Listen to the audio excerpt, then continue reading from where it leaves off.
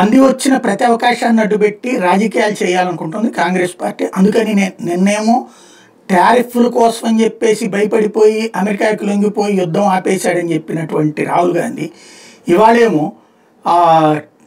ఏది టారిఫ్లు పెరుగుతుంటే కంట్రోల్ చేయలేకపోయాడు నరేంద్ర మోడీ అని మాట్లాడుతున్నాడు.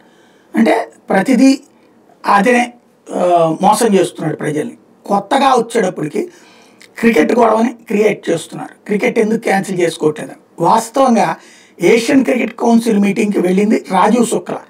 యాక్చువల్గా రోజర్ బిన్నీ అధ్యక్షుడు అయితే బీసీసీఐకి సంబంధించి దాని రాజ్యాంగం ప్రకారం 70 సంవత్సరాలు దాటినటువంటి వాళ్ళు ఉండకూడదు. ఇప్పుడు బిన్నీ 19 జూలై 2025లో 70 సంవత్సరాలు పూర్తయిపోయాయి. దాంతో ఆయన పదవిని వదిలేయాలి. అందుకోసం బీసీసీఐ ఉపాధ్యక్షుడు రాజీవ్ శుక్లా ఇంటర్మ్ అధ్యక్షుడిగా బాధ్యతలు తీసుకుని ఏజీఎంలోకి వెళ్ళాడు. బట్ అతను మాత్రం ఇట్లా క్యాన్సిల్ అని చెప్పకుండా ఆపాడు. దానివల్ల ఇప్పుడు సమస్య వచ్చింది. ఆ నెపాన్ని కేంద్రం మీదకు తోసే ప్రయత్నం చేస్తున్నారు.